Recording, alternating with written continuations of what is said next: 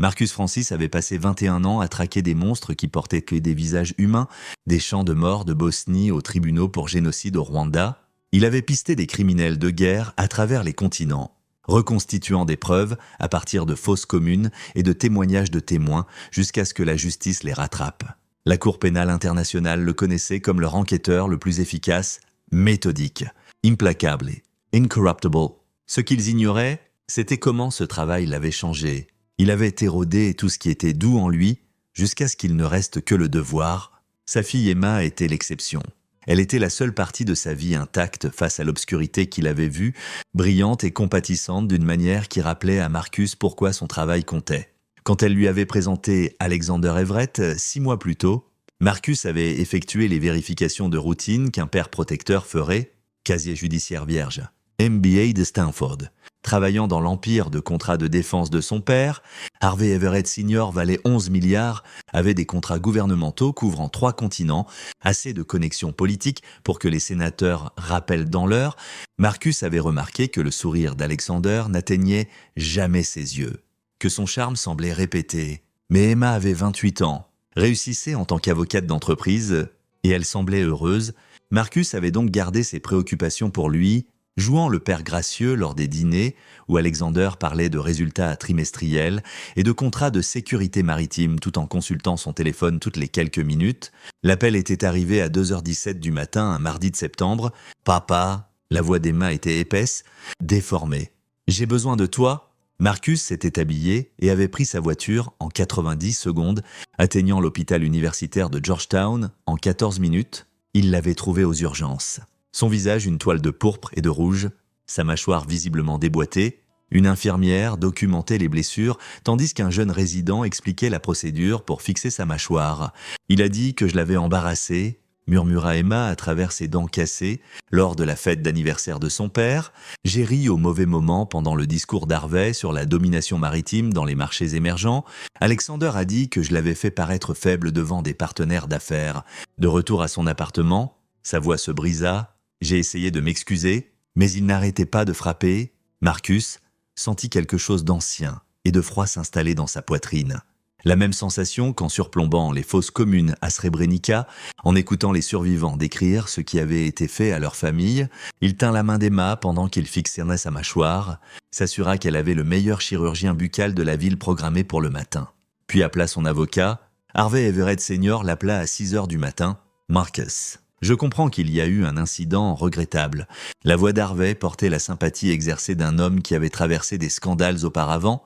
Alexander a tout expliqué. Apparemment, Emma est devenue assez agressive en buvant, a dit des choses troublantes sur sa famille. Il se défendait quand elle est tombée et s'est cogné contre le comptoir.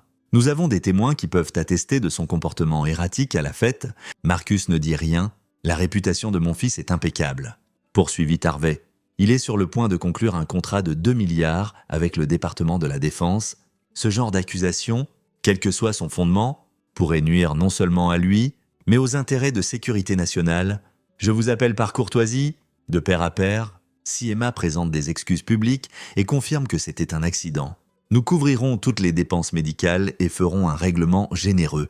Sinon, notre équipe juridique, et j'emploie 17 des meilleurs plaideurs du pays, l'enterrera sous les procès defamation, aggression. Tout ce qu'il faudra, nous savons tous les deux comment ces choses se jouent dans les médias. Marcus écouta la menace implicite, l'usage décontracté du pouvoir qui supposait l'obéissance. Il pensa aux seigneurs de guerre qu'il avait traqués, des hommes qui croyaient que leur violence les plaçait au-dessus des conséquences. « Vous avez raison », dit Marcus calmement. « Je m'excuse pour tout malentendu. » Emma était bouleversée. Probablement pas lucide, nous gérerons cela discrètement. Le soulagement dans la voix d'Harvey était audible. Je savais que vous seriez raisonnable. Alexander parle en bien de vous. Peut-être qu'une fois les choses apaisées, nous pourrons tous passer outre cette désagréable affaire. Marcus raccrocha et appela son plus ancien contact à la cour, une femme nommée Teresa Riddle, qu'il avait aidé à naviguer dans des cauchemars juridictionnels dans une douzaine de pays. « J'ai besoin de disparaître pour 2 semaines. » dit-il. « Affaire personnelle. Rien qui viole mon contrat ? Vous avez 4 semaines de congé accumulés, répondit Teresa. Prenez ce dont vous avez besoin. Emma fut libérée cet après-midi-là avec sa mâchoire fixée, une ordonnance pour des analgésiques liquides et des instructions pour une récupération qui prendrait des mois. Marcus la conduisit à sa maison de ville à Alexandria plutôt qu'à son appartement, l'installa dans la chambre d'amis et s'assura que l'infirmière qu'il avait engagée comprenait l'étendue complète de ses soins. « Papa, qu'est-ce que tu vas faire ?» demanda Emma à travers des larmes ce soir-là, ses mots déformés mais urgents, « M'assurer que cela n'arrive plus à personne d'autre. » dit Marcus, en embrassant son front. « Repose-toi maintenant, tout ira bien. » Cette nuit-là, il passa une série d'appels à des contacts qui existaient dans les espaces entre les canaux officiels, un faussaire à Prague qui l'avait aidé à créer des identités de couverture pour des témoins, un spécialiste en logistique maritime à Singapour qui déplaçait des matériaux sensibles sans paperasse, un ancien officier du FSB à Chypre qui se spécialisait dans des informations que les gouvernements préféraient garder enfouies. À l'aube, Marcus avait reconstitué le tableau complet de l'empire Everett. La richesse d'Harvey Senior provenait principalement d'Everett Maritime Solutions, qui fournissait des services de sécurité pour les routes maritimes en eau contestée. La version aseptisée impliquait des gardes armés sur des navires porte-conteneurs. La réalité, enfouie dans des communications cryptées et des comptes offshore, montrait un modèle d'affaires différent. Des raquets de protection en mer de Chine méridionale, du trafic d'armes déguisé en contrat de défense, et 3 incidents documentés où le personnel de MS avait tiré sur des bateaux de pêche qui s'étaient trop approchés des routes protégées. Alexander Everett, héritier présomptif de cet empire, avait son propre historique. Des dossiers juvéniles scellés que les contacts de Marcus avaient à déceler montraient un pattern. Un camarade de classe hospitalisé après un accident d'entraînement au pensionnat, une petite amie à l'université qui avait abandonné les charges d'agression après que sa famille eut reçu un don anonyme couvrant le traitement du cancer de son père. Le pattern était clair, violence suivie par la fortune des Everett effaçant les conséquences. Marcus passa 3 jours à planifier.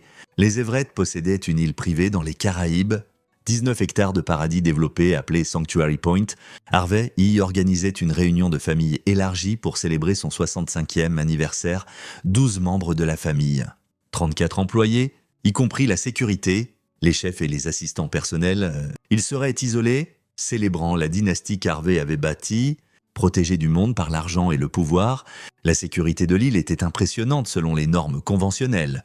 Gardes armés, système de surveillance, capteurs de mouvement le long des plages, mais elle était conçue pour repousser des menaces aléatoires, pirates, paparazzi, criminels opportunistes.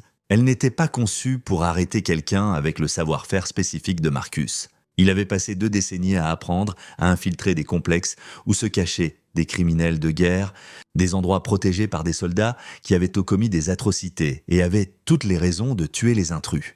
Il avait franchi des points de contrôle de seigneurs de guerre, soudoyé pour entrer dans des bases militaires, se faisant passer pour tout. D'officiels de l'ONU à des marchands d'armes, l'équipe de sécurité des Everett était professionnelle.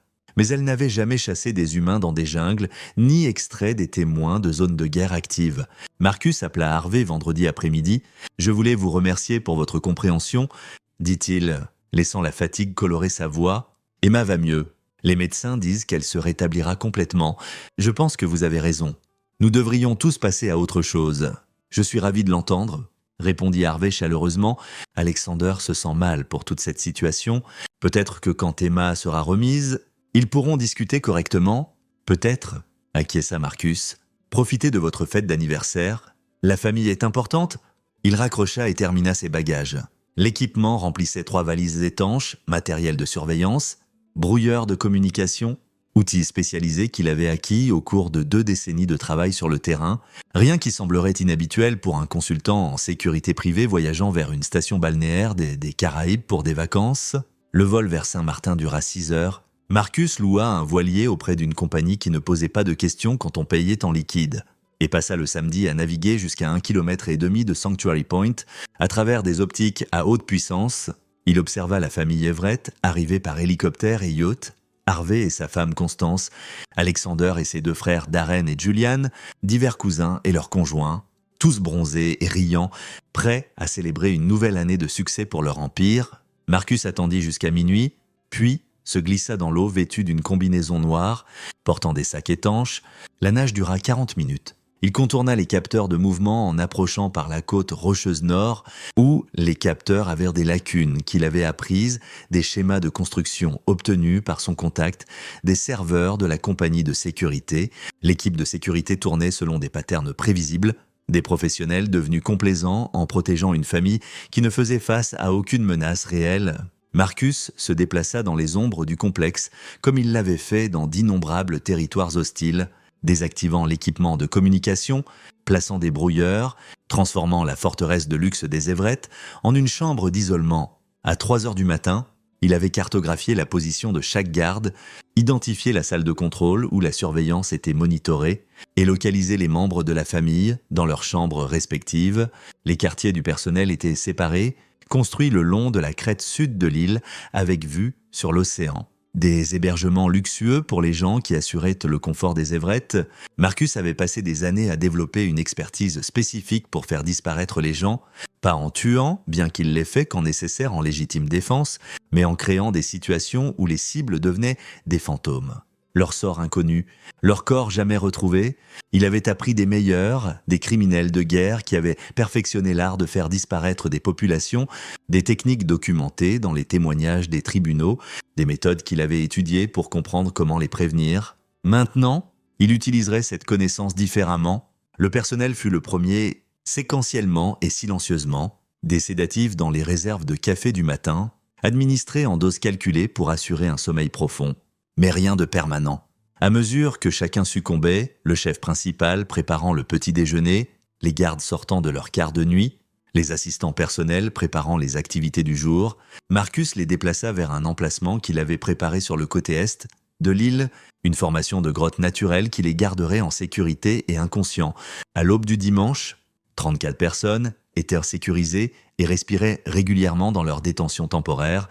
Marcus avait documenté l'identité de chacune, s'assurer qu'elles avaient de l'eau et une position adéquate pour éviter les blessures pendant leur sommeil prolongé. Elles étaient des parties innocentes, des gens qui travaillaient pour des monstres sans nécessairement connaître toute la vérité. La famille requérait une approche différente. Marcus activa les brouilleurs de communication à 7 heures du matin, coupant tout contact satellite et radio avec le monde extérieur. Les systèmes de générateurs de secours de l'île avaient été subtilement sabotés pour échouer après 12 heures. Au moment où quiconque remarquerait que quelque chose clochait, il serait complètement isolé. Harvey se levait tôt, il sortit de la maison principale à 7h30, vêtu de blanc pour le tennis, s'attendant à trouver son smoothie du matin et le personnel prêt à répondre à ses besoins. Au lieu de cela, il trouva un complexe vide, silencieux sauf pour les vagues et les oiseaux. « Constance » appela-t-il, sa voix portant de la confusion plutôt que de l'alarme. « Où est tout le monde ?» Marcus observa depuis le 2e étage de la maison principale tandis qu'Harvey traversait des espaces de plus en plus vides. Sa confusion cédant la place à l'irritation, Harvey appela son chef de sécurité, son assistant personnel, n'importe qui. Rien. À 8 heures du matin, toute la famille était éveillée et se rassemblait dans la salle principale. Harvey, Constance, Alexander, Darren, Julian, divers cousins et conjoints, 12 personnes portant des vêtements décontractés chers, regardant autour de leur paradis soudainement vide avec une alarme croissante. Une idée de blague de quelqu'un, suggéra Alexander, mais sa voix portait une pointe. Il enfila un short cargo et un polo, paraissant chaque centimètre l'héritier arrogant. Même en crise, les communications sont coupées. Rapporta Darren, tenant son téléphone. Pas de signal du tout. Le téléphone satellite ne fonctionne pas non plus. Marcus attendit qu'il se soit travaillé dans une anxiété appropriée, puis entra dans la pièce. 12 têtes se tournèrent vers lui. Le visage d'Harvey montra la reconnaissance, puis la confusion, puis le début de la compréhension. « Marcus, qu'est-ce que vous... Où était mon personnel ? Que se passe-t-il ?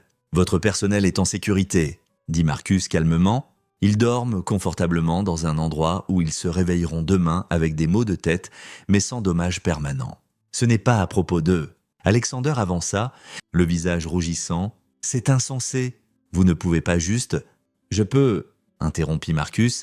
J'ai fait disparaître des seigneurs de guerre, de complexes fortifiés. J'ai extrait des témoins de génocides en cours. La sécurité de votre île est excellente pour repousser les criminels et les reporters. Elle n'est pas conçue pour arrêter quelqu'un comme moi. Harvey se redressa, cherchant l'autorité qui avait toujours fonctionné auparavant. Quoi que vous pensiez faire, vous commettez une grave erreur. Nous avons des ressources. Des connexions? Vous avez menacé ma fille avec des avocats et de l'argent? Dit Marcus. Essayez de la forcer à s'excuser pour avoir été battue par votre fils? Je vous ai appelé pour m'excuser parce que j'avais besoin que vous vous sentiez en sécurité pour venir ici célébrer sans vous inquiéter de conséquences potentielles. La température de la pièce sembla chuter. Constance agrippa le bras de son mari. Plusieurs des plus jeunes membres de la famille regardèrent vers les portes, calculant des voies d'évasion. « Vous parlez de vengeance pour un accident ?» dit Harvey, voix stable malgré la situation. Alexander lui a brisé la mâchoire en 3 endroits, coupa Marcus. Fracture orbitaire, 2 côtes fêlées, blessure défensive sur ses bras où elle a essayé de se protéger. Le médecin légiste que j'ai consulté dit que le pattern de blessure est cohérent avec une agression soutenue. Pas une chute. Votre fils a battu ma fille parce qu'elle a ri au mauvais moment pendant votre discours. Le visage d'Alexander se tordit. Elle m'a manqué de respect devant des gens importants. J'ai perdu un investisseur majeur à cause d'eux. Vous avez perdu le contrôle, dit Marcus, comme vous l'avez fait auparavant. Le camarade de pensionnat avec une lésion cérébrale traumatique. La petite amie de l'université qui a retiré les charges après que votre famille l'ait payé. Vous avez 29 ans et vous avez laissé une traînée de violence que l'argent de papa a effacée jusqu'à maintenant. L'expression d'Harvey se durcit en quelque chose de calculateur. Bien, vous voulez de l'argent? Un vrai règlement? Nommez votre prix. Nous pouvons arranger cela comme des gens raisonnables. J'ai passé 21 ans à traquer des criminels de guerre, dit Marcus. Des hommes qui pensaient que leur pouvoir les rendait intouchables. Des généraux qui ont ordonné des massacres, des politiciens qui ont orchestré des génocides, tous entourés de gardes, d'argent et de connexions. Chacun d'eux a fini dans une salle d'audience à La Haye, écoutant leurs victimes témoigner. L'argent ne les a pas sauvés. Le pouvoir ne les a pas sauvés. Rien ne les a sauvés sauf la vérité. Il sortit une tablette, l'activa pour montrer des dossiers financiers. Everett Maritime Solutions ne fournit pas seulement de la sécurité. Vous gérez des raquettes de protection en eau internationale. Ces communications montrent que vos navires ciblent délibérément des bateaux de pêche qui ne paieront pas de tribut. 47 morts documentés sur 6 ans, tous classés comme incidents de piraterie ou accident. Le visage de Darren pâlit. Ce sont des contrats classifiés. Vous ne pouvez pas... J'ai passé 2 décennies à accéder à des informations classifiées, dit Marcus. Votre cryptage est de niveau corporate. J'ai cassé du cryptage militaire dans des pays qui exécutent les hackers. Il balaya vers un autre fichier. Vos comptes offshore, des pots de vin à des officiels de port dans 12 pays, des envois d'armes déguisés en fournitures humanitaires, une carte complète d'un empire bâti sur la violence et la corruption. La mâchoire d'Harvey se serra. Même si tout cela était vrai, vous n'avez aucune juridiction. Aucune autorité, vous n'êtes qu'un homme faisant des accusations. Je suis un homme qui sait construire des dossiers que les tribunaux ne peuvent ignorer, interrompit Marcus, et je ne suis pas ici pour vous arrêter. Je suis ici pour enseigner à votre fils quelque chose sur les conséquences. Il regarda directement Alexander. Vous pensiez que frapper Emma vous rendait fort? Montrez qui avait le pouvoir. Je vais vous montrer ce qu'est le vrai pouvoir quand quelqu'un qui a passé des décennies à perfectionner la violence décide de l'utiliser. Marcus se déplaça avec une efficacité exercée, traversant la pièce avant qu'Alexander puisse réagir. Ce qui suivit prit 30 secondes d'application précise de prises articulaires et de points de pression qui laissèrent Alexander hurlant sur le sol. Son épaule déboîtée, son genou hyper extendu, la douleur irradiant à travers chaque nerf. « Arrêtez !» hurla Constance. « Harvey, faites-le arrêter !» Marcus recula, laissant Alexander haletant sur le sol de marbre. C'est une fraction de ce qu'Emma a ressenti. Elle aura des douleurs chroniques pendant des années, des migraines de la fracture orbitaire, des problèmes dentaires de sa mâchoire cassée. Votre fils lui a donné une vie de conséquence pour avoir ri au mauvais moment. Le visage d'Harvey était rouge de fureur et de peur. « Vous êtes fou! Quand nous sortirons de cette île... » « Vous ne sortirez pas de cette île, » dit Marcus calmement, « pas avant que nous ayons fini ici. Les systèmes de communication sont désactivés, les bateaux sont sabotés, vous êtes complètement isolés, et nous allons avoir une conversation prolongée sur la responsabilité. » Julian, le plus jeune frère à 24 ans, trouva son courage. « Vous ne pouvez pas nous garder ici pour toujours. Les gens savent que nous sommes ici quand nous ne donnons pas de nouvelles. Votre père a dit à son assistant que vous seriez injoignable pour une semaine, » dit Marcus, temps familial privé. Pas d'interruption d'affaires. J'ai lu l'email avant de brouiller vos systèmes. Vous avez 6 jours avant que quiconque envisage même que vous puissiez être disparu. Il marcha vers la fenêtre surplombant la plage. Le soleil du matin brillait sur le sable blanc et l'eau turquoise. Je vais vous dire ce qui se passe ensuite. Au cours des prochains jours, chacun de vous va comprendre ce que cela signifie quand le pouvoir est arraché, quand l'argent ne peut pas acheter la sécurité, quand les conséquences que vous avez évitées vous rattrapent. Darren essaya de sembler raisonnable. « Marcus, nous pouvons arranger cela. Quoi qu'Alexander ait fait, nous le corrigerons. Une vraie justice. Pas ceci, une vraie justice. » Marcus se tourna pour les affronter. « Votre famille évite la vraie justice depuis des décennies. Chaque fois qu'Alexander blessait quelqu'un, Harvey le faisait disparaître. Chaque fois que votre entreprise tuait quelqu'un, vous payiez des officiels et réécriviez les rapports. Vous avez bâti un empire sur l'idée que les conséquences sont pour les autres. » Il activa un autre écran sur la tablette. « Je vais démanteler cet empire. Ces fichiers sont prêts à être envoyés à de multiples agences d'application de la loi internationale, à des médias et à des organisations de droits humains. Mais d'abord, Alexander va apprendre ce qu'Emma a appris, que parfois, peu importe le pouvoir que vous pensez avoir, vous êtes impuissant. » Alexander serrait son épaule, le visage tordu de douleur et de rage. « Mon père vous détruira quand nous sortirons d'ici. Votre père, dit Marcus doucement, va regarder tout ce qu'il a bâti s'effondrer, parce que c'est ce qui arrive quand vous élevez un fils qui pense que la violence est le pouvoir et lui apprenez que l'argent efface les conséquences. Éventuellement, quelqu'un arrive qui comprend la violence mieux que vous et se soucie moins de l'argent que vous ne pouvez l'imaginer. » Il se dirigea vers la porte. « Je vous suggère de vous mettre à l'aise. Nous avons une longue semaine devant nous. Et Alexander, votre vraie éducation est sur le point de commencer. » La famille Everett passa l'après-midi du dimanche piégée dans leur prison de luxe, essayant diverses tentatives d'évasion que Marcus avait anticipées et préparées.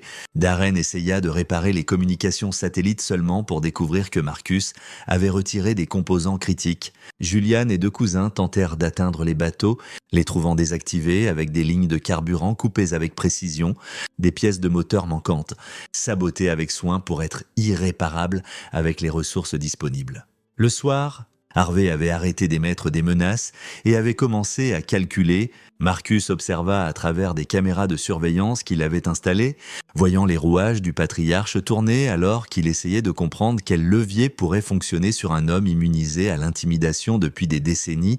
Marcus avait déplacé la famille dans la grande salle de la maison principale, un vaste espace avec des fenêtres du sol au plafond surplombant l'océan. Il avait sécurisé le périmètre, désactivé chaque méthode de communication possible, et établit un contrôle complet sur l'infrastructure de l'île. La famille s'assit sur des meubles chers, portant des vêtements de designer, entourés d'art, valant des millions, et complètement impuissante. Il entra au coucher du soleil, portant une trousse médicale. Alexander serrait toujours son épaule, le visage gris de douleur. « Je vais remettre votre épaule en place, » dit Marcus. « Parce que contrairement à vous, je ne crois pas à la souffrance inutile. Mais vous allez comprendre quelque chose d'abord. » Il tira une chaise en face d'où Alexander était assis sur un canapé en cuir. Le reste de la famille observa avec lassitude depuis diverses positions dans la pièce. « Quand je traquais des criminels de guerre, j'ai interviewé des centaines de victimes, » commença Marcus. Des femmes agressées par des soldats, des enfants qui avaient vu leurs parents assassinés, des communautés entières détruites par des hommes qui pensèrent que le pouvoir signifiait le droit de blesser les autres. Vous savez ce que les auteurs avaient tous en commun. Alexander le fusilla du regard, la sueur perlant sur son front. Il pensait que la violence les rendait forts. Poursuivit Marcus, ils confondaient la capacité de blesser quelqu'un de plus faible avec un vrai pouvoir. Mais le vrai pouvoir, celui qui change le monde, vient de la compréhension des conséquences et de l'acceptation de la responsabilité. Votre père ne vous l'a jamais enseigné. Il regarda Harvey. Vous avez bâti un empire sur la violence et l'avez appelé sécurité. Payez quiconque le questionnait, enterrer quiconque le menaçait. Vous avez élevé vos fils à croire que la richesse les plaçait au-dessus de la décence humaine de base. Nous avons créé des milliers d'emplois, dit Harvey sur la défensive, protégé des milliards dans le commerce international. Ma compagnie a empêché plus de piraterie. Votre compagnie a créé la piraterie, interrompit Marcus. J'ai les communications. Vous identifiez des flottes de pêche vulnérables, Iliamisso, leur offrez de la protection et attaquez tout bateau qui ne paie pas. Vous fabriquez la menace que vous prétendez résoudre. Un racket de protection standard, juste conduit à une échelle plus grande que la plupart des criminels ne peuvent gérer. Il se tourna vers Alexander. Votre père a tué 47 personnes pour augmenter ses marges bénéficiaires. Vous avez battu ma fille parce qu'elle vous a embarrassé. Échelle différente. Même croyance fondamentale que la souffrance des autres n'importe pas quand vous voulez quelque chose. Marcus se leva, se plaça derrière Alexander. « Cela va faire mal comme ce que vous avez fait à Emma lui a fait mal, mais contrairement à vous, je fais cela pour vous aider à guérir, pas pour vous punir parce que vous avez menacé mon ego. » Il saisit le bras d'Alexander avec une précision exercée, le rota et remit l'épaule en place d'un mouvement fluide. Le hurlement d'Alexander résonna dans la maison. « Voilà, » dit Marcus, reculant. « Dans 6 semaines, ce sera bien si vous ne le surmenez pas. » La mâchoire d'Emma, 6 mois minimum avant qu'elle puisse manger normalement, probablement des années de douleur chronique. Votre inconfort temporaire contre ces dommages permanents, pensez à ce ratio. Constance trouva sa voix, des larmes coulant sur son visage. « Nous avons d'autres enfants ? Julian n'a rien fait de mal. Darren a une famille, une fille. »« Je sais, » dit Marcus. Cynthia Weston Everett, âgée de 3 ans, vit à Greenwich avec Darren et sa femme Carrie, fréquente la maternelle Rosewood Academy. « Je sais tout sur votre famille. Constance. C'est ce que je fais, construire des tableaux complets des gens et de leur réseau. » Darren bondit sur ses pieds. « Si vous avez fait quoi que ce soit à ma fille, je n'ai pas touché à votre fille. » dit Marcus calmement. « Elle est en sécurité avec votre femme, probablement en train de manger une glace et de jouer dans votre piscine. » Complètement inconsciente que son grand-père a bâti sa vie privilégiée sur de l'argent sanglant et que son oncle est un abuseur en série. « Je ne blesse pas les enfants ? Darren, j'arrête ceux qui le font ?» Il fit signe à Darren de s'asseoir. « Vous êtes l'officier de conformité pour Everett Maritime Solutions. Chaque rapport falsifié, chaque pot de vin à des officiels de port, chaque couverture de la violence de votre équipe de sécurité, tout cela a traversé votre bureau avec votre signature. Vous saviez exactement ce que la compagnie faisait et vous l'avez enterré dans la paperasse parce que cela payait pour l'école privée de votre fille et les galas de charité de votre femme. » Le visage de Darren rougit. « J'ai essayé de changer les choses, poussé pour un meilleur contrôle. Des règles d'engagement plus strictes. Vous avez poussé pour de meilleurs camouflages. » corrigea Marcus. « Des façons plus sophistiquées de cacher la violence. Vous êtes assez intelligent pour connaître le bien du mal. Darren, vous avez juste choisi la commodité sur la conscience. Julian, le plus jeune, paraissait terrifié. Je travaille juste en marketing. Je conçois des brochures et gère le site web. Je n'ai pas... Vous vendez la version aseptisée de l'empire de votre famille, dit Marcus. Le faites paraître comme des protecteurs nobles au lieu de criminels organisés. Vous avez 24 ans, Julian, assez vieux pour poser des questions sur l'origine de l'argent, assez jeune pour avoir fait des choix différents, mais vous ne l'avez pas fait parce que le mode de vie est trop bon pour le questionner. Il regarda autour de lui les membres de la famille assemblés, cousins qui géraient des opérations régionales, conjoints qui profitaient de la richesse, tout complices de diverses manières. Aucun de vous n'est innocent, dit Marcus. Vous avez tous bénéficié de la violence tout en prétendant ne pas l'avoir, mais Alexander, c'est lui qui a apporté cela dans ma vie personnellement, c'est lui qui a blessé ma fille, et s'attendait à ce que des avocats fassent disparaître cela. Donc, c'est lui qui va payer le prix principal. Harvey se leva, essayant de reclamer l'autorité. « Bien, vous voulez qu'Alexander fasse face à des conséquences, nous le gérerons correctement. Porter plainte, passer par le système légal. » « Le même système légal que vous avez menacé d'armes contre Emma ?» demanda Marcus. « Les tribunaux que vous avez dit que vous l'enterreriez avec 17 plaideurs de haut niveau ? Ce système légal-là ?» Il sortit son téléphone, joua un enregistrement. La voix d'Harvey remplit la pièce. « Notre équipe juridique l'enterrera sous les procès. Defamation, aggression. Tout ce qu'il faudra. Nous savons tous les deux comment ces choses se jouent dans les médias. C'est votre voix, » dit Marcus. Menacé de détruire la vie de ma fille pour protéger la réputation de votre fils. Vous avez calculé que votre pouvoir l'emportait sur sa douleur. Maintenant, vous allez apprendre ce qui arrive quand quelqu'un avec des compétences plus spécialisées fait un calcul différent. La soirée s'étira. Marcus fournit de la nourriture et de l'eau. Il n'essayait pas de les affamer, mais maintenait un contrôle absolu. La famille mangea dans un silence intense, la réalité de leur situation s'installant. Ils étaient piégés sur leur propre île, détenus par un homme qui avait passé 2 décennies à perfectionner l'art de traduire en justice des criminels puissants. Autour de minuit, Harvey essaya une approche différente. « Que voulez-vous ? Marcus, vraiment ? Vous avez fait votre point, montrez que vous êtes capable de cela. Mais vous n'êtes pas un tueur. Vous êtes un enquêteur, un professionnel légal, ce n'est pas vous. » Marcus considéra la question. « Vous avez raison, je ne suis pas un tueur. » J'ai pris des vies quand nécessaire en légitime défense, protégeant des témoins, des situations où c'était tuer ou être tué, mais je ne tue pas les gens, ce n'est pas à propos de cela. Il tira une chaise, s'assit en face d'Harvey. Je veux qu'Alexander comprenne ce qu'il a fait, le comprenne vraiment d'une manière qui le change définitivement. Je veux que votre famille fasse face à des conséquences que l'argent ne peut effacer, et je veux que l'empire que vous avez bâti sur la violence s'effondre pour qu'il ne puisse plus blesser personne. Vous êtes un homme seul, dit Harvey. Même avec les preuves que vous avez, nous avons des avocats, des politiciens dans notre poche, des ressources que vous ne pouvez égaler. J'ai quelque chose de mieux, interrompit Marcus.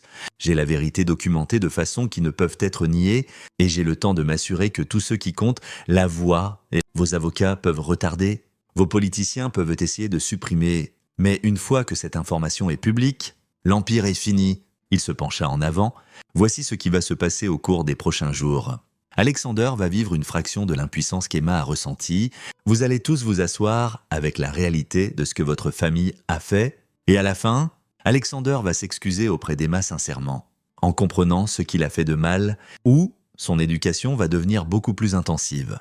Alexander, serrant toujours son épaule, cracha. « Je ne m'excuserai jamais auprès de cette... » Marcus bougea plus vite que quiconque ne pouvait suivre. Sa main autour de la gorge d'Alexander, le soulevant légèrement. « Finissez cette phrase et vous perdrez des dents comme Emma l'a fait. Je vous donne une chance de devenir meilleur que vous ne l'êtes. Ne la gaspillez pas avec plus de stupidité. » Il relâcha Alexander, qui retomba haletant. La pièce était complètement silencieuse. « Dormez un peu, dit Marcus. Demain, nous commençons les vraies leçons. » Le lundi matin arriva avec un soleil tropical et le bruit des vagues. La famille Everett se réveilla dans leur prison de luxe pour trouver le petit déjeuner préparé. Marcus avait appris à cuisiner dans des endroits isolés pendant des opérations sur le terrain. Il pouvait produire des repas comestibles à partir de provisions basiques. Il les servit sur la terrasse, un cadre magnifique qui soulignait le contraste entre leur confort physique et leur manque total de liberté.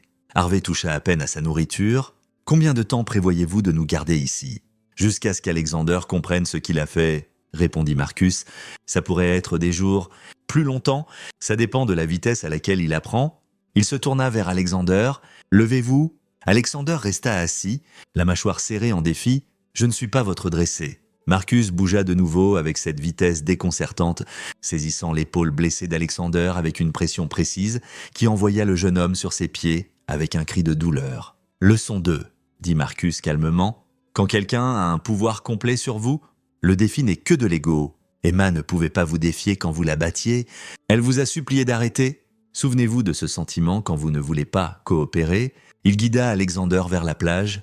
Le reste de la famille suivit à distance. Le soleil du matin était déjà chaud. Le sable blanc est parfait. « Je vais vous parler d'un homme nommé Ratko, » commença Marcus, général serbe bosnien qui a ordonné le massacre de 8000 personnes à Srebrenica. Quand je l'ai trouvé, il vivait sous un faux nom, pratiquant la médecine alternative, convaincu qu'il avait échappé à la justice. Vous savez ce qu'il a dit quand je l'ai arrêté ? Alexander ne dit rien, berçant son épaule. Il a dit que les gens qu'il avait tués avaient provoqué ces soldats en existant, poursuivit Marcus, que leurs morts étaient justifiées parce qu'ils le faisaient se sentir menacés. Il croyait sincèrement que ces sentiments importaient plus que 8000 vies. Vous avez dit qu'Emma vous avait provoqué en riant, vos sentiments contre son visage brisé, même pathologie, échelle différente. Ils atteignirent la ligne d'eau. Marcus pointa une section de plage. Creuser. Quoi ? Creuser un trou. 8 mètres de long, 90 cm de large, 90 cm de profondeur. Utilisez vos mains. Alexander le regarda fixement. C'est insensé. Je ne... Marcus sortit un couteau, le tenant nonchalamment. Je peux rendre cela bien pire. Alexander, je peux vous faire mal de façon qui ne laisse pas de dommages permanents, mais qui font souhaiter la mort. J'ai appris de hommes qui ont perfectionné la torture comme art politique, où vous pouvez creuser un trou. À vous de choisir. Derrière eux, Harvey avança. C'est assez, quel que soit le point que vous faites. Le point, dit Marcus, sans détourner le regard d'Alexander, est que votre fils doit comprendre ce que l'impuissance ressent, ce que c'est quand quelqu'un de plus fort vous donne un choix impossible et que vous n'avez pas d'option. Emma pouvait refuser de s'excuser, mais vous l'avez menacé avec des avocats.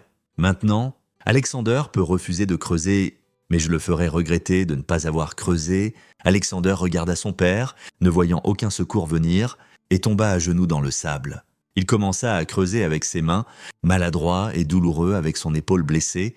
Marcus l'observa travailler, corrigeant occasionnellement les dimensions. Quand j'ai interviewé des survivants de génocide, Ils m'ont parlé d'être forcés à creuser des tombes pour leur famille, des tranchées pour des enterrements de masse, la destruction psychologique d'être forcé à participer à son propre trauma. Je ne vous tue pas, Alexander, mais vous allez comprendre ce que c'est d'être complètement impuissant.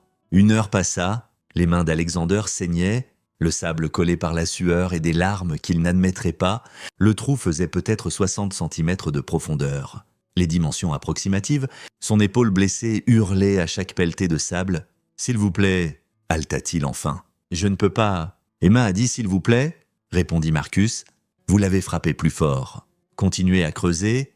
Constance sanglotait ouvertement. Darren paraissait malade. Même les cousins, qui avaient semblé soutenir le privilège d'Alexander, paraissaient perturbés par le spectacle. À midi, le trou avait approximativement les bonnes dimensions. Alexander s'effondra à côté, les mains crues et tremblantes, le visage brûlé par le soleil, complètement épuisé. Marcus s'accroupit à côté de lui. « Entrez dedans. »« Quoi ? Allongez-vous dans le trou que vous avez creusé. Je vais suffoquer. »« Je ne vous enterre pas, » dit Marcus. « Pas encore. Juste allongez-vous. » Alexander grimpa dans le trou, se recroquevilla dans l'espace confiné, les murs sablonneux l'entourant. Marcus se tint au-dessus de lui, bloquant le soleil. C'est ce que c'est d'être enterré vivant. Au début, dit-il conversationnellement, espace confiné. Impossible de bouger complètement, à la merci de quelqu'un d'autre. Les criminels de guerre l'utilisaient comme méthode d'exécution, suffocation lente sous terre. Je ne vais pas vous faire cela. Mais je veux que vous restiez là et pensiez à ce qu'Emma a ressenti quand vous l'aviez coincé dans votre appartement. Les poings descendants, pas d'évasion, juste douleur et peur, et la compréhension que la personne qui devrait vous protéger est celle qui vous détruit. Il s'éloigna, laissant Alexander dans le trou. La famille se tenait en groupe, horrifiée et paralysée. « Combien de temps ?»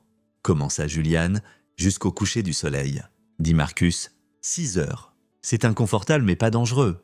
Il a de l'ombre des côtés du trou, je lui donnerai de l'eau toutes les heures, il sera bien physiquement, psychologiquement, il aura le temps de penser aux conséquences. » Harvey trouva sa voix, « C'est de la torture.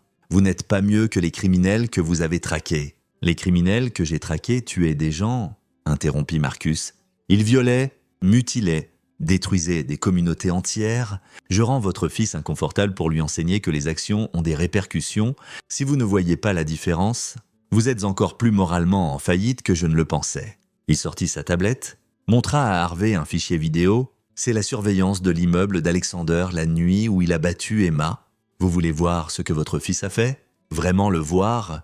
Au lieu d'accepter sa version aseptisée, le visage d'Harvey pâlit. « Je n'ai pas besoin. Vous devriez, » dit Marcus, et appuya sur lecture.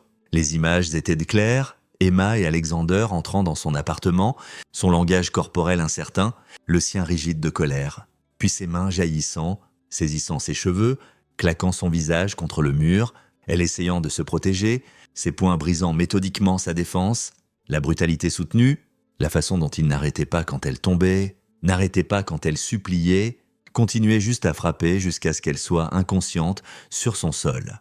La vidéo se termina, Harvey était blanc, tremblant. Plusieurs membres de la famille s'étaient détournés. « C'est celui que vous avez protégé, » dit Marcus doucement. « C'est celui que vous avez menacé ma fille pour sauver. Un homme qui a battu une femme inconsciente parce qu'elle a ri au mauvais moment. Donc oui, Harvey, je le fais mentir dans un trou et pensez à ce qu'il a fait. Si vous pensez que c'est équivalent à ce que je viens de vous montrer, nous n'avons plus rien à discuter. » L'après-midi s'étira, chaud et tendu. Marcus fournit de l'eau à Alexander toutes les heures comme promis, mais le laissa autrement dans le trou. Le reste de la famille se retira à l'ombre de la maison, soumise et incertaine. Darren approcha Marcus alors que le soir approchait. « Cela ne va rien réparer. Même si Alexander s'excuse, même s'il est sincèrement désolé, Emma est toujours blessée. Votre rampage ne défait pas cela. » « Rien ne le défait, » acquiesça Marcus. « Mais les conséquences peuvent empêcher que cela se reproduise. Votre famille a opéré sans conséquence pendant des décennies. Violence, corruption, tout balayé sous des tapis chers. Cela s'arrête maintenant, en devenant violent vous-même, en utilisant une force contrôlée pour enseigner des leçons que l'argent ne peut acheter, » corrigea Marcus. « Je ne bats pas Alexander jusqu'à l'inconscience. Je le rends inconfortable de façon qui pourrait percer son antiteulement et toucher quelque chose d'humain. Si vous avez une meilleure suggestion pour faire comprendre l'empathie à un sociopathe gâté, j'écoute. » Darren n'avait pas de réponse. Au coucher du soleil, Marcus tira Alexander du trou. Le jeune homme pouvait à peine se tenir, déshydraté malgré l'eau, brûlé par le soleil, les mains déchiquetées par le creusage. Marcus l'aida jusqu'à la maison, fournit des fournitures médicales, s'assura qu'il mange et boive. « Demain, dit Marcus alors qu'Alexander s'effondrait sur un lit, nous continuons votre éducation. Vous allez apprendre ce qu'est la récupération d'Emma. Chaque jour qu'elle a souffert, vous en vivrez une fraction. À la fin, vous comprendrez exactement ce que vous avez fait et pourquoi c'était mal. Ou vous briserez. De toute façon, vous serez différent de ce que vous êtes maintenant. » Alexander fixa juste le plafond. Trop épuisé pour répondre, Marcus le verrouilla, vérifia le reste de la famille, puis alla revoir son plan pour les jours à venir. Dehors, Sanctuary Point était beau sous la lumière des étoiles. Un paradis devenu une salle de classe pour enseigner aux monstres les conséquences. Le mardi commença avec Marcus réveillant Alexander à l'aube, le jeune homme encore endolori et épuisé de la veille. La famille se rassembla de nouveau dans la grande salle, une assemblée soumise, qui observa Marcus avec des degrés variés de peur et de ressentiment. « La leçon d'aujourd'hui est sur la reconstruction », annonça Marcus. « La mâchoire d'Emma est fixée. Elle ne peut consommer que des liquides. Chaque repas est un rappel de ce que vous lui avez fait, Alexander. Donc aujourd'hui, vous vivrez cette limitation. » Il plaça un mixeur et des compléments alimentaires liquides sur la table. Petit déjeuner, déjeuner, dîner, tout en forme liquide. Vous boirez à travers une paille. Chaque fois que vous êtes frustré par la limitation, pensez à Emma faisant cela pour les 6 prochains mois. Le visage d'Alexander se tordit de colère, mais il n'argumenta pas, buvant juste le mélange crayeux que Marcus prépara. L'humiliation était visible. L'héritier puissant réduit à siroter des nutriments comme un invalide. Marcus se tourna vers Harvey. « Pendant que votre fils apprend la réalité quotidienne d'Emma, vous et moi allons discuter de l'effondrement de votre empire. » Il afficha des projections financières sur sa tablette. Everett Maritime Solutions a 3 contrats gouvernementaux majeurs à renouveler dans les 6 prochains mois. Quand les preuves de vos raquettes de protection deviendront publiques, ces contrats disparaissent, votre cours boursier s'effondrera, les investisseurs fuiront. Toute la structure que vous avez bâtie implosera, la mâchoire d'Harvey se serra, vous détruirez des milliers d'emplois, des gens qui dépendent, des gens qui travaillent pour une entreprise criminelle, interrompit Marcus. Oui, ils devront trouver un nouvel emploi, c'est regrettable. Moins regrettable que les 47 personnes que votre compagnie a tuées ou les centaines d'autres terrorisées par votre raquette de protection, perturbation économique contre meurtre réel. Ce n'est pas un calcul moral difficile, il balaya vers un autre écran, mais je ne suis pas complètement sans pitié. Les parties légitimes de votre entreprise, sécurité maritime réelle, division logistique d'expédition, opération de maintenance de navires, celles-là peuvent survivre sous une nouvelle direction. J'ai déjà identifié des acheteurs qui acquerront ces actifs, préserveront la plupart des emplois et les dirigeront sans la corruption. Harvey le regarda fixement. Vous planifiez cela depuis des mois, j'ai planifié cela depuis 4 jours, corrigea Marcus. Mais j'ai passé 21 ans à apprendre à démanteler efficacement des organisations criminelles. Votre empire est vaste mais structurellement fragile. Il repose sur le secret, sur personne ne regardant trop près des chiffres. Une fois le projecteur allumé, il s'effondre sous son propre poids. Darren parla. Et les familles? Ma fille, la fiancée de Julian. Les enfants des cousins, ils perdent tout à cause de la violence d'Alexander. Ils perdent une richesse illégitime gagnée par la violence, dit Marcus. C'est différent de perdre tout. Votre fille grandira sans jet privé et vacances sur des îles. Elle survivra. Les familles que votre compagnie a détruites. Leurs enfants n'ont pas survécu. Il se tourna vers la projection principale. Voici le calendrier. Dans 72 heures, indépendamment de ce qui arrive avec l'éducation d'Alexander, ces fichiers deviennent publics. J'ai mis en place un interrupteur du mort. Si je ne vérifie pas toutes les 12 heures, tout se libère automatiquement. Donc me tuer n'arrête pas cela. Ça l'accélère. Nous n'avons pas menacé de vous tuer, dit Harvey. Pas encore, acquiesça Marcus. Mais nous sommes seulement au jour 3. Les gens deviennent désespérés. Je veux que vous compreniez que le désespoir n'aidera pas. La seule variable que vous pouvez contrôler est si Alexander change vraiment, montre une compréhension réelle et un remords. Cela pourrait influencer comment je gère la libération publique. Julian demanda doucement. Que voulez-vous dire? Si Alexander s'excuse auprès d'Emma, vraiment s'excuse. Montrant une compréhension et un remords sincères, je pourrais libérer les preuves par étapes plutôt que tout d'un coup, donner à votre famille le temps de se désinvestir des opérations criminelles, restructurer légitimement, minimiser les dommages collatéraux. Ça ne sauvera pas l'Empire. Mais ça pourrait sauver une partie de ce que vous avez bâti légitimement. Il regarda Alexander sirotant son repas liquide avec une rage mal dissimulée, mais s'il est toujours le même sociopathe entitled à la fin de cette semaine, s'il s'excuse juste pour faire arrêter cela sans changer vraiment, alors tout tombe simultanément, dommages maximaux. Votre nom de famille devient synonyme de corruption et de violence. À vous de choisir, Alexander. Réforme ou ruine. La matinée continua avec Marcus documentant la situation de l'île, enregistrant des déclarations de chaque membre de la famille sur leur connaissance des opérations d'Everett Maritime.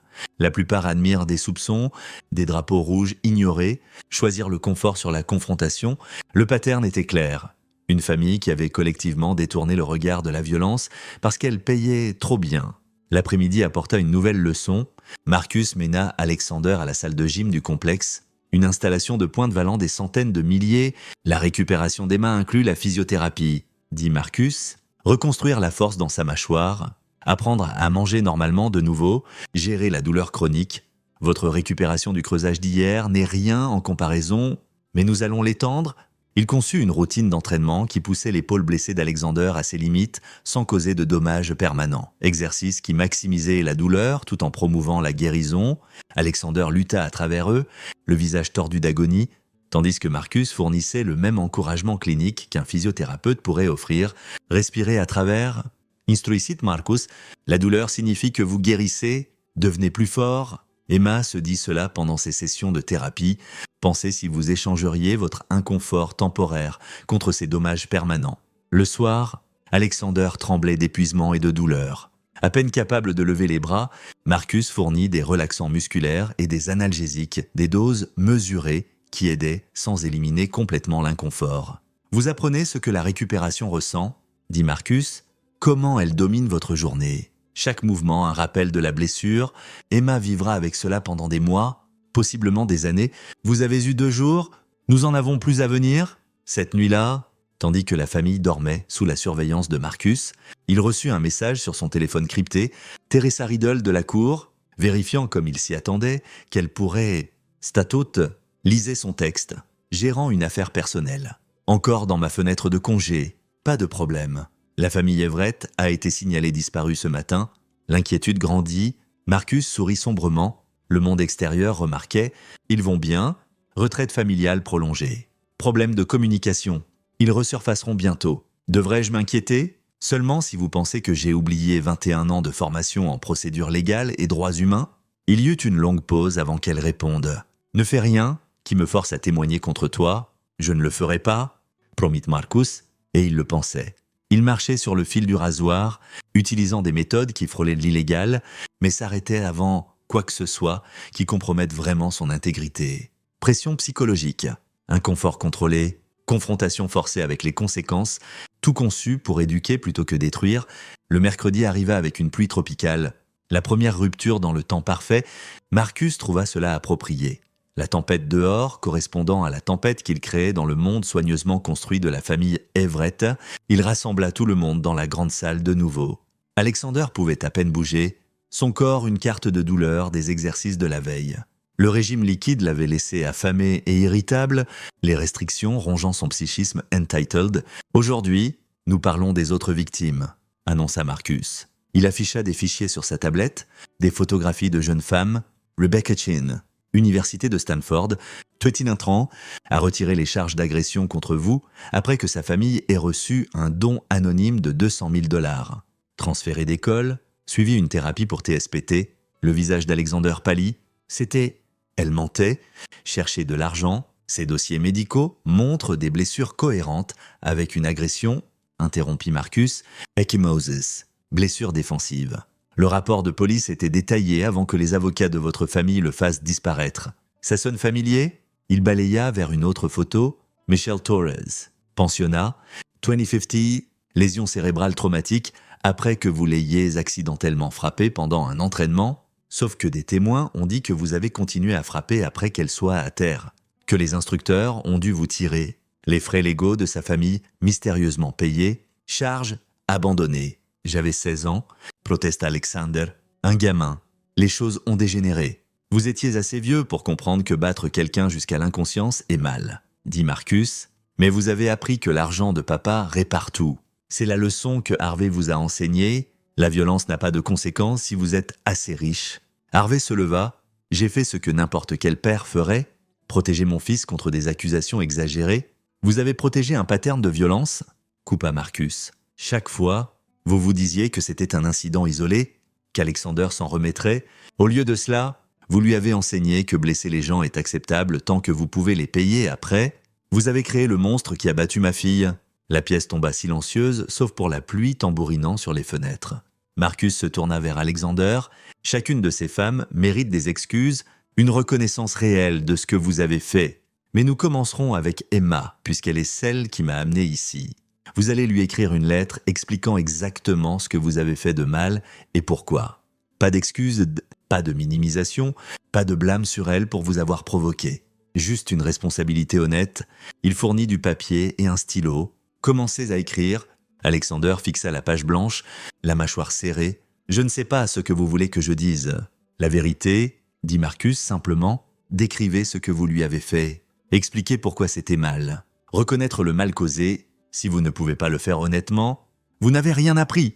La journée progressa lentement. Alexander fit plusieurs tentatives pour la lettre. Chacune rejetée par Marcus pour minimiser ses actions ou insérer un blâme subtil vers Emma. Le reste de la famille observa le processus, voyant leur enfant chéri forcé à affronter des vérités laides sur lui-même. « Je me suis fâché quand elle m'a manqué de respect », écrivit Alexander dans une version « Non », dit Marcus. « Elle a ri à un moment que vous avez trouvé inapproprié. Ce n'est pas du manque de respect. C'est une réaction humaine normale. Essayez encore. J'ai peut-être surréagi à son comportement. Vous l'avez battue jusqu'à ce qu'elle soit inconsciente. Ce n'est pas surréagir, c'est une agression avec intention de causer des blessures graves.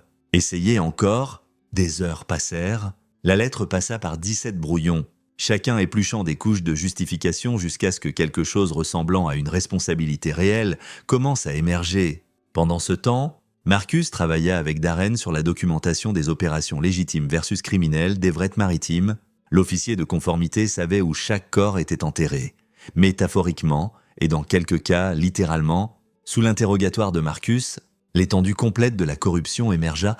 Les paiements de protection ont commencé petits, admit Darren. Harvey s'est convaincu qu'il fournissait un service, que les pêcheurs obtenaient une vraie protection pour leur argent, mais ensuite, les concurrents ont commencé à payer aussi, et c'est devenu une question de maintenir notre part de marché en service de sécurité. Si les bateaux ne payaient pas, nos équipes créaient des incidents pour encourager la conformité. 47 morts, dit Marcus, d'incidents que vous avez aidé à orchestrer. Le visage de Darren s'effondra. Je pensais que nous pouvions réformer de l'intérieur, que je pouvais graduellement changer la culture, rendre les choses plus légitimes, mais l'argent était trop bon. Et Harvey trop engagé dans le modèle, je me suis convaincu que démissionner signifierait juste que quelqu'un de pire prendrait ma place. Rationalisation classique, observa Marcus. Mais vous avez raison que les problèmes systémiques vont au-delà des acteurs individuels. C'est pourquoi toute la structure doit s'effondrer et être reconstruite par des gens non compromis. Le soir, Alexander avait produit une lettre que Marcus jugea acceptable. 3 pages d'aveux honnêtes, décrivant sa violence sans excuse, expliquant le mal causé, acceptant la pleine responsabilité. Sa main tremblait en la signant. « C'est ce que vous auriez dû écrire le lendemain du jour où vous l'avez frappé », dit Marcus. « Avant que les avocats s'impliquent, avant que votre père commence les menaces. Une simple décence humaine aurait mené ici immédiatement. Au lieu de cela, il vous a fallu 3 jours d'inconfort forcé pour atteindre une responsabilité basique. » Il plia la lettre soigneusement. « Nous sommes à mi-semaine. Vous commencez à comprendre ce que vous avez fait. Mais comprendre n'est pas la même chose que changer. Demain, nous verrons si vous avez vraiment appris quelque chose. » Le jeudi apporta de nouveau un ciel clair, la tempête ayant lavé l'île propre. Marcus réveilla Alexander tôt et le mena à la plage où il avait creusé le trou lundi. Le trou était toujours là, partiellement effondré par la pluie. « Remplissez-le, » dit Marcus. Alexander le regarda. « Quoi ? Remplissez le trou que vous avez creusé. Fermeture symbolique. Vous avez créé quelque chose de destructif. Maintenant, défaites-le. » Cela prit 2 heures de pelletage de sable, l'épaule blessée d'Alexander hurlant à chaque motion, mais quand il finit, la plage était lisse de nouveau. Le trou effacé, Marcus observa le jeune homme s'effondrer sur le sable, épuisé et pensif. « Quand vous blessez quelqu'un, vous ne pouvez pas vraiment le défaire, » dit Marcus. « Le visage d'Emma guérira, mais elle aura des cicatrices, physiques et psychologiques. Tout ce que vous pouvez faire est arrêter de créer de nouveaux dommages et essayer de remplir ce que vous avez détruit. C'est ce que ressemble la responsabilité, pas réparer le passé, mais s'engager à ne pas le répéter. Ils marchèrent de retour à la maison où Marcus avait préparé un petit déjeuner spécial. Nourriture solide pour tout le monde, sauf Alexander qui avait toujours son régime liquide. Le contraste était délibéré. Un rappel que les conséquences ne s'arrêtent pas juste parce que vous vous êtes excusé. Combien de temps encore ? Demanda Alexander, voix rauque de jours de tension. Jusqu'à ce que je croie que vous avez changé, répondit Marcus. Ça pourrait être aujourd'hui, la semaine prochaine. Ça dépend si votre compréhension va plus profond que juste vouloir que cela s'arrête. Harvey paraissait pire que son fils. Le patriarche vieillit par des jours d'impuissance et de confrontation forcée avec les crimes de sa famille. Quand vous libérez les preuves, que se passe-t-il pour Alexander spécifiquement ? Prison, probablement, dit Marcus. L'agression sur Emma est bien documentée, avec ses dossiers médicaux et les images de surveillance. Une condamnation est probable, 18 mois à 3 ans, selon le juge, et s'il montre un remords sincère. Vous avez détruit sa vie ? Il a détruit sa propre vie, corrigea Marcus. Je m'assure juste qu'il fasse face aux conséquences. S'il avait montré une quelconque responsabilité le matin après avoir battu Emma, nous ne serions pas ici, si vous l'aviez élevé pour comprendre que les actions comptent. Nous ne serions pas ici. Vous avez tous les deux fait des choix qui ont mené à ce moment. Constance par là, sa voix brisée. Et nous autres, nous n'avons battu personne. Vous avez bénéficié de l'empire qu'Harvey a bâti sur la violence, dit Marcus. Vous portez des bijoux achetés avec de l'argent sanglant, vacancez sur des îles achetées avec des profits d'extorsion. Envoyez vos enfants dans des écoles financées par la corruption. L'ignorance n'est pas l'innocence. Constance, vous avez choisi de ne pas poser de questions parce que les réponses auraient compliqué votre vie confortable. Il afficha un ensemble final de fichiers, mais je ne suis pas sans pitié. Les preuves que j'ai compilées différencient clairement entre les crimes personnels d'Harvey, la violence d'Alexander, la complicité active de Darren et l'ignorance volontaire du reste de votre famille. Les conséquences légales reflèteront ces distinctions. Juliane demanda « Que cela signifie-t-il pour moi ?» Probablement rien de criminel, admit Marcus. Vous êtes coupable de bénéficier de la corruption, pas d'y participer activement. Vous perdrez la richesse héritée quand Everett Maritime s'effondrera. Mais vous ne ferez pas face à des charges. Considérez cela comme une chance de bâtir quelque chose d'honnête avec votre vie. L'après-midi fut passé dans une éducation différente. Marcus fit regarder à la famille des témoignages de survivants de violences corporatives, travailleurs blessés dans des conditions dangereuses, communautés empoisonnées par des déversements industriels, familles détruites par des compagnies priorisant le profit sur la sécurité. Pas directement liées à Everett Maritime, mais partie du même système de volonté de blesser les autres pour un gain financier. C'est ce que ressemble le pouvoir corporatif non contrôlé, narra Marcus. Quand le profit devient la seule valeur qui compte, quand les résultats trimestriels importent plus que des vies humaines, votre famille n'est pas unique à choisir l'argent sur la moralité. Mais vous allez être un exemple de ce qui arrive quand quelqu'un décide d'imposer des conséquences. Alexander observa avec une horreur croissante, alors que les témoignages révélaient des patterns de souffrance remarquablement similaires à ce qu'Everett Maritime avait infligé, les rationalisations, les manipulations légales, les campagnes de RP conçues pour obscurcir la vérité, tout cela familier. « Je ne savais pas », murmura-t-il à un moment, « je savais que l'entreprise était agressive, mais je ne réalisais pas. » Vous ne vouliez pas savoir, corrigea Marcus. Il y a une différence ? L'information était disponible si vous aviez choisi de regarder, mais regarder aurait signifié affronter des vérités inconfortables sur la source de votre richesse et privilèges, donc vous n'avez pas regardé. Le soir, quelque chose avait changé en Alexander, le défi avait disparu, remplacé par quelque chose de plus complexe, honte, compréhension, peut-être le début d'un remords sincère. Il approcha Marcus après le dîner. « Je veux parler à Emma », dit-il doucement. « M'excuser directement, pas juste dans une lettre, quelles que soient les conséquences. Elle mérite de m'entendre reconnaître ce que j'ai fait. » Marcus l'étudia attentivement. « Si c'est de la manipulation, si vous dites juste ce que vous pensez que je veux entendre, ce n'est pas... » interrompit Alexander. « J'ai passé cette semaine à être impuissant, blessé, effrayé. C'est une fraction de ce qu'Emma a vécu, et ça a été insupportable. Je ne peux imaginer faire cela à quelqu'un exprès. Mais je l'ai fait, j'ai vraiment fait cela à elle. J'ai besoin, je dois essayer de lui faire comprendre que je sais à quel point c'était mal. Comprendre ne défait pas le mal. Et je sais, Mais peut-être que c'est un début vers être quelqu'un de différent de qui j'ai été. Marcus considéra cela. J'appellerai Emma. Si elle veut vous entendre, je l'arrangerai. Mais Alexander, si vous la retraumatisez avec des excuses insincères ou un blâme subtil, ce que je vous ai fait jusqu'à présent paraîtra doux. Compris? Compris? Cette nuit-là, Marcus appela Emma. Sa voix était toujours déformée par la fixation de sa mâchoire, mais plus forte qu'elle ne l'avait été des jours auparavant. « Papa, où es-tu? Les nouvelles disent que les Everett ont disparu. Je sais, je m'en occupe. Emma, je dois te demander quelque chose. Alexander veut s'excuser auprès de toi directement. Pas à travers des avocats, pas une lettre. Vraiment te parler et prendre la responsabilité. Es-tu prête à entendre cela? » Il y eut un long silence. Est-il en sécurité? As-tu... Il est vivant, non blessé, sauf pour un inconfort temporaire, et possiblement commençant à comprendre ce qu'il a fait. Mais seulement si tu veux l'entendre, Besset, tu ne lui dois rien. Une autre pause. Je veux l'entendre essayer. Je veux savoir s'il comprend vraiment ou si c'est juste plus de manipulation. J'arrangerai un appel demain. Emma, je t'aime. Cela sera fini bientôt, d'une façon ou d'une autre. Je t'aime aussi. Papa, sois prudent, s'il te plaît. Marcus raccrocha et se prépara pour vendredi. La fin du jeu approchait, et tout dépendrait de si la transformation apparente d'Alexander était sincère ou juste une autre couche de protection de soi, entitled. Le vendredi matin se sentait différent. Chargé de la conscience que la résolution approchait, Marcus arrangea l'appel pour 10 heures, donnant à Alexander le temps de se préparer mentalement et à Emma le temps de se renforcer pour la confrontation. La famille se rassembla dans la grande salle. Marcus avait mis en place un appel vidéo sur un grand écran. Le visage d'Emma apparut, sa mâchoire encore fixée, les ecchymoses fanées en jaune-vert mais toujours visibles. Les Everett assemblés virent directement ce qu'Alexander avait fait, la preuve physique de sa violence. Le visage d'Alexander blanchit, voir les blessures d'Emma en photo était différent de la voir en temps réel.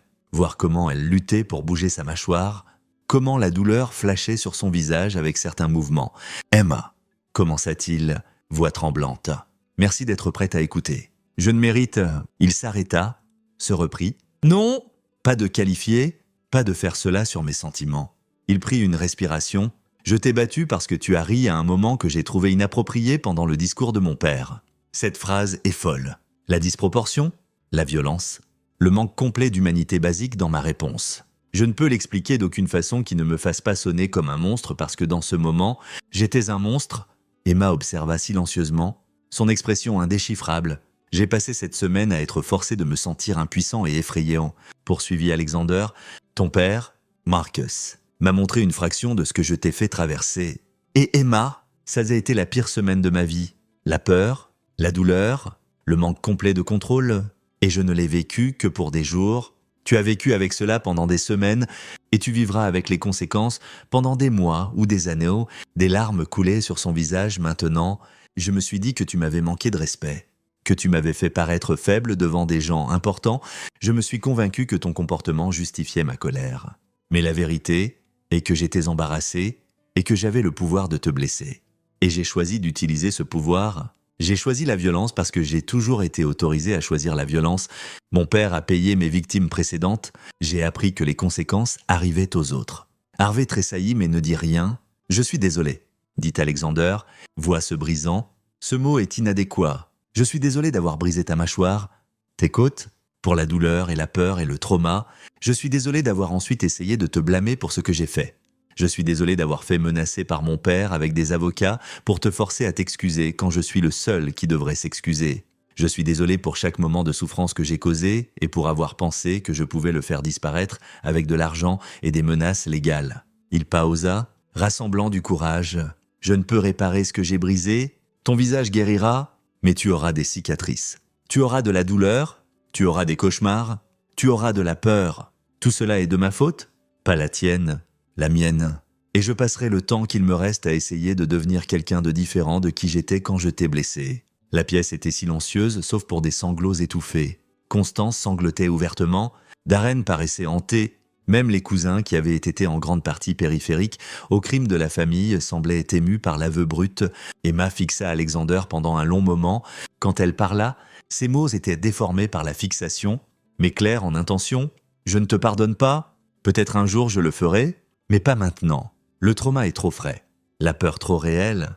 Mais j'entends que tu comprends ce que tu as fait. J'entends une responsabilité réelle au lieu d'excuses. C'est plus que ce que j'attendais. » Elle regarda Marcus. « Papa, je veux qu'il fasse face à des conséquences légales.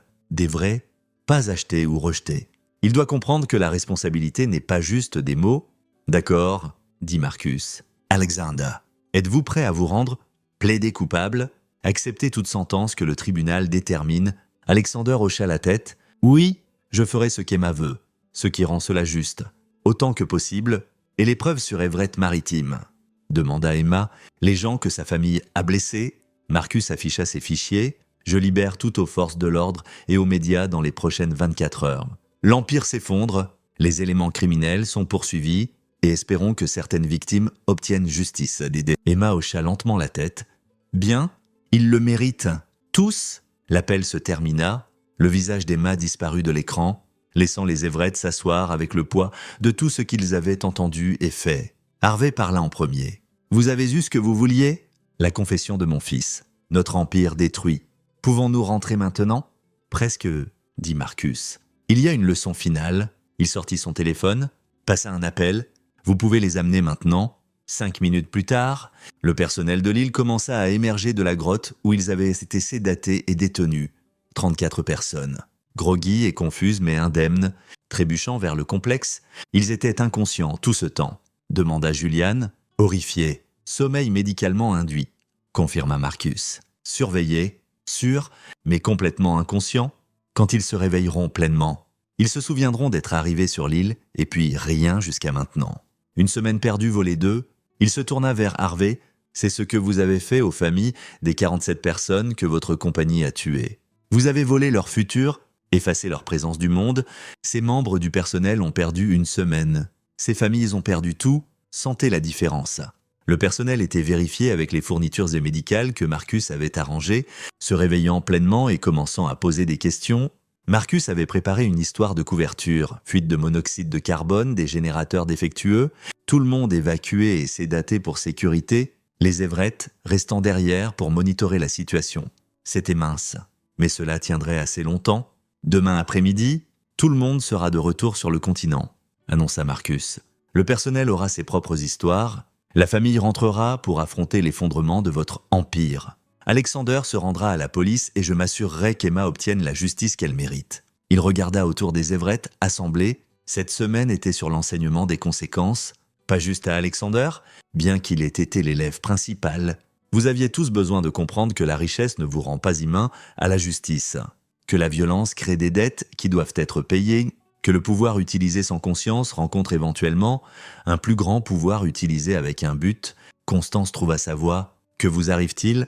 Vous nous avez kidnappés, détenus prisonniers, torturé Alexander, j'ai contrôlé vos mouvements, créé une pression psychologique, imposé un inconfort physique, corrigea Marcus, tout conçu pour éduquer plutôt que blesser définitivement. Ai-je franchi des lignes légales ? Probablement. Allez-vous me dénoncer ? Peut-être, mais pensez attentivement si vous voulez expliquer pourquoi un père s'est senti obligé de prendre ces mesures après que votre fils ait battu sa fille et que vous l'ayez menacé avec des avocats. Le visage d'Harvey était sombre. Vous pariez que nous ne porterons pas plainte parce que cela expose nos propres crimes. Je parie que vous ne porterez pas plainte parce qu'Alexander comprend enfin ce qu'il a fait de mal et que vous ne voulez pas risquer cette croissance en transformant cela en une autre bataille légale. Mais c'est votre choix. Poursuivez-moi si vous voulez. Je ferai face à ces conséquences comme je vous fais affronter les vôtres. La journée passa en préparation tendue. Le personnel fut graduellement ramené à la conscience, briefé sur l'histoire de couverture, et préparé pour l'évacuation, la famille emballa ses affaires en silence, le poids des conséquences imminentes pesant sur tout le monde. Ce soir-là, Marcus se tenait sur la plage, regardant le coucher du soleil peindre le ciel en oranges et pourpres. Darren approcha, hésitant. « Je sais que je ne mérite pas de demander, » dit Darren. « Mais ma fille sera-t-elle bien ? Carrie est une bonne mère. Elle n'était impliquée dans rien de cela. Votre femme ira bien ? » répondit Marcus. Les actifs saisis seront les avoirs personnels d'Harvey et les profits criminels d'Everett Maritime. Les gains légitimes de travail légitime ne seront pas touchés. Carrie peut utiliser sa propre carrière et actifs pour subvenir à votre fille. Ce ne sera pas aussi luxueux que cela l'aurait été, mais Cynthia sera nourrie, vêtue, éduquée et aimée. C'est plus que ce que les enfants des victimes de votre compagnie ont eu. Darren hocha la tête, acceptant la dure vérité. Pour ce que ça vaut, je suis désolé. J'aurais dû faire plus. J'aurais dû me dresser contre mon père plus tôt. Oui, acquiesça Marcus. Vous auriez dû, mais vous pouvez commencer maintenant. Coopérer avec les enquêteurs, fournissez un témoignage, aidez à démanteler la corruption que vous avez aidé à bâtir. C'est comme cela que vous payez les morts. Le samedi matin apporta les hélicoptères d'évacuation. Le personnel partit en premier, encore groggy et confus, mais physiquement bien, puis les membres de la famille, transportés en groupe vers le continent où l'étendue complète de leur nouvelle réalité deviendrait claire. Marcus retint Alexander jusqu'au dernier. Le jeune homme paraissait différent de ce qu'il était une semaine auparavant. Plus mince, marqué par le soleil et la tension, mais aussi en quelque sorte plus présent, plus conscient. Je pensais ce que j'ai dit à Emma, dit Alexander, je plaiderai coupable, accepterai la sentence, essaierai de devenir meilleur. Nous verrons, répondit Marcus. La transformation qui arrive sous contrainte ne tient pas toujours quand la pression est retirée. Mais vous avez la chance de prouver que c'est réel. Ne la gaspillez pas. Ils volèrent de retour ensemble, Marcus s'assurant qu'Alexander aille directement en garde à vue pour confesser l'agression. Le jeune homme n'hésita pas, entra dans le poste et dit au détective tout, le battage, les tentatives de couverture de son père, sa propre culpabilité, samedi soir. Les preuves que Marcus avait compilées atteignaient les salles de rédaction et les agences d'application de la loi à travers le pays. Le cours boursier d'Everett-Maritime commença son effondrement. Les enquêteurs fédéraux annoncèrent des enquêtes. L'empire soigneusement construit commença sa désintégration inévitable. Emma rencontra Marcus à sa maison de ville. Se déplaçant prudemment mais avec détermination, ils s'assirent ensemble sur la terrasse, regardant la couverture médiatique du scandale Everett se répandre sur de multiples chaînes. « As-tu fait la bonne chose ?» demanda Emma, ses mots encore déformés, mais plus clairs qu'avant. « Ce que tu as fait était illégal. Probablement contraire à l'éthique de dizaines de façons. J'ai fait ce qui était nécessaire, » dit Marcus. Le système légal aurait laissé Alexander s'acheter une sortie.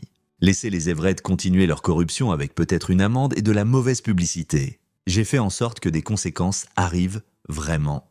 Si c'est bien ou mal, je laisserai cela aux autres pour juger. Emma s'appuya contre l'épaule de son père. « Merci de m'avoir vu, de m'avoir cru, de t'être assuré qu'il comprenne ce qu'il a fait. Tu es ma fille, » dit Marcus simplement. « C'est ce que font les pères. Nous protégeons nos enfants. » Ils s'assirent en silence confortable alors que l'obscurité tombait, les lumières de la ville s'allumant, le monde continuant à tourner malgré la petite révolution que Marcus avait orchestrée dans l'empire criminel d'une famille 6 mois plus tard. Marcus se tenait dans un tribunal fédéral, regardant les derniers dominos légaux tomber. Harvey Everett Sr. avait plaidé coupable à racket, conspiration et multiples chefs de fraude, faisant face à 22 ans de prison. Darren avait coopéré avec les procureurs et reçu une sentence réduite de 8 ans pour sa complicité. Alexander avait plaidé coupable à agression aggravée et purgeait 3 ans, passant apparemment son temps en prison à travailler avec des programmes de prévention de la violence et correspondant régulièrement avec Emma dans le cadre de son processus thérapeutique. La mâchoire d'Emma avait guéri assez pour manger des aliments solides de nouveau. Bien qu'elle ait encore des douleurs occasionnelles et ait eu besoin de travaux dentaires supplémentaires, elle était retournée à sa pratique du droit avec un nouveau focus sur la défense des victimes, utilisant son expérience pour aider les autres à naviguer le système légal après violence conjugale. Les poursuites civiles des victimes d'Everett-Maritime progressaient, avec Marcus servant comme témoin expert dans plusieurs cas. Les opérations légitimes de la compagnie avaient été acquises par un concurrent qui avait amené une nouvelle direction et implémenté un contrôle réel. Des centaines d'emplois avaient été sauvés, la corruption purgée, le modèle d'affaires réformé. La situation légale propre de Marcus restait ambiguë. La famille Everett n'avait porté aucune plainte concernant leur semaine sur l'île. Et les procureurs semblaient réticents à poursuivre un cas où la victime était une famille milliardaire dont les propres crimes surpassaient largement tout ce qui leur avait été fait. Pourtant, Marcus avait donné notice à la Cour pénale internationale que ses jours d'enquêteur se terminaient. 21 ans suffisent, dit-il à Teresa Riddle. J'ai traqué assez de monstres, temps de me concentrer sur la famille qu'il me reste. Il avait commencé du travail de consultant à la place, conseillant les forces de l'ordre sur le traçage de criminels internationaux, écrivant des manuels sur la collecte de preuves, enseignant à l'académie du FBI. Le travail payait moins, mais lui permettait de dormir la nuit, d'être présent pour la récupération d'Emma, de s'éloigner de l'obscurité qui avait consommé tant de sa vie par une chaude soirée de printemps. Emma invita Marcus à son nouvel appartement pour dîner, le premier qu'elle avait cuisiné depuis la blessure. Elle avait invité quelqu'un d'autre aussi, une femme nommée Christine Pratt, qui travaillait au cabinet d'Emma, quelqu'un que Marcus avait rencontré brièvement lors d'événements de bureau. « Papa, je voulais que tu l'entendes de moi », dit Emma au-dessus de pâtes qu'elle avait préparées soigneusement pour être adaptées à sa mâchoire. « Je vois quelqu'un. Christine et moi sortons ensemble depuis 2 mois. C'est tôt, mais c'est bon. » Sign, bâti sur un respect et une honnêteté réelle. Marcus regarda Christine, puis de retour à sa fille. « Es-tu heureuse ?»« J'y arrive ?» admettait Emma. « Le trauma ne disparaît pas juste. J'ai encore des cauchemars, des moments de panique. Mais Christine est patiente et je suis en thérapie et ça s'améliore. »« Alors je suis heureux pour toi, » dit Marcus sincèrement. « Tu mérites quelqu'un qui te traite avec la gentillesse et le respect que tu as toujours montré aux autres. » Plus tard, alors qu'il s'asseyait sur le balcon d'Emma regardant les lumières de la ville, elle posa la question qui planait entre eux depuis des mois. « Regrettes-tu cela? Ce que tu leur as fait ?» Marcus considéra attentivement. « Je regrette que cela ait été nécessaire. J'aurais aimé que nous vivions dans un monde où le système légal fonctionne si parfaitement que les pères n'ont pas à devenir juges, jurys et bourreaux pour protéger leurs filles. Mais je ne regrette pas de l'avoir fait. Tu es ici, construisant une nouvelle vie. Alexander fait face à des conséquences qui pourraient vraiment le changer. L'Empire Everett ne peut plus blesser personne. Ces résultats requéraient les actions que j'ai prises. Tu as franchi des lignes? Beaucoup de lignes. J'ai franchi des lignes, acquiesça-t-il. Et je vivrai avec cela. Mais Emma, j'ai passé 2 décennies à documenter ce qui arrive quand des gens mauvais ne font face à aucune conséquence. Quand le pouvoir isole les gens de la justice. Je ne pouvais pas laisser cela t'arriver. Je ne pouvais pas laisser Alexander s'en sortir avec ce qu'il t'a fait. Donc j'ai utilisé les compétences que j'ai développées en traquant des monstres pour m'assurer qu'un monstre particulier fasse face à la vérité sur lui-même. Emma fut silencieuse un moment. J'ai entendu qu'il t'a écrit une lettre. Alexander. De prison? Il l'a fait? Que disait-elle? Marcus sortit la lettre de sa poche, la déplia. Il a dit qu'il comprend maintenant que ce que je lui ai fait était de la miséricorde, que j'aurais pu le tuer, le faire disparaître comme les 47 personnes que sa famille a assassinées. Au lieu de cela, je lui ai donné une chance de changer. Il a dit qu'il utilise cette chance, essayant de devenir quelqu'un digne de la miséricorde qu'il a reçue. Le crois-tu? Je crois qu'il le croit en ce moment, dit Marcus. Si cela dure, c'est à lui. Mais il a la chance, c'est plus que beaucoup de gens obtiennent. Ils s'assirent en silence confortable, alors que la nuit s'approfondissait. Un père et une fille qui avaient survécu à la violence ensemble et apprenaient à bâtir quelque chose de mieux des ruines. L'Empire Everett avait chuté, la justice avait été servie, imparfaite et irrégulière, mais réelle. Marcus pensa aux familles de ces 47 victimes qui avaient reçu des règlements des actifs saisis d'Everett Maritime. Il pensa à Rebecca Sheen et Michel Torres, les victimes précédentes d'Alexander qui avaient été contactées par des procureurs construisant des cas supplémentaires. Il pensa à tous les gens qui avaient souffert aux mains de la richesse et du pouvoir utilisés sans conscience. Une justice parfaite était impossible. Les morts ne pouvaient être ramenés, le trauma ne pouvait être effacé, le temps ne pouvait être rembobiné, mais la responsabilité pouvait arriver, les conséquences pouvaient être imposées, les monstres pouvaient être enseignés que leur pouvoir avait des limites. Ce n'était pas parfait. Mais debout sur le balcon d'Emma, la regardant rire à quelque chose que Christine disait, la voyant reconstruire sa vie avec courage et détermination, Marcus pensa que cela pourrait être suffisant. La leçon 1 avait été sur les excuses, la leçon 2 sur la compréhension des conséquences. La leçon finale, celle qui résonnerait longtemps après la fin de la crise immédiate, était plus simple, que l'amour pouvait être plus féroce que la haine, que la protection pouvait requérir des choix difficiles et que parfois la justice requérait quelqu'un prêt à entrer dans l'obscurité pour traîner des monstres à la lumière. Marcus Francis avait traqué des criminels de guerre pendant 21 ans. Il avait fait une traque de plus, une poursuite finale de justice pour la personne qui comptait le plus. Et en le faisant, il s'était rappelé pourquoi le travail avait toujours compté. Parce que chaque victime méritait quelqu'un prêt à se battre pour elle, à refuser d'accepter que le pouvoir rende les gens intouchables.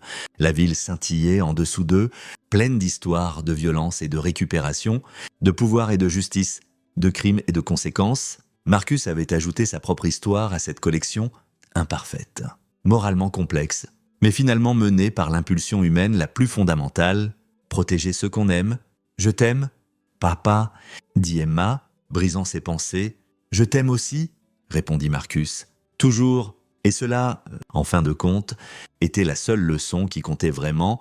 C'est ici que notre histoire se termine. Partagez vos pensées dans la section des commentaires. Merci pour votre temps précieux. Si vous avez aimé cette histoire, assurez-vous de vous abonner à cette chaîne. Cela m'aiderait beaucoup.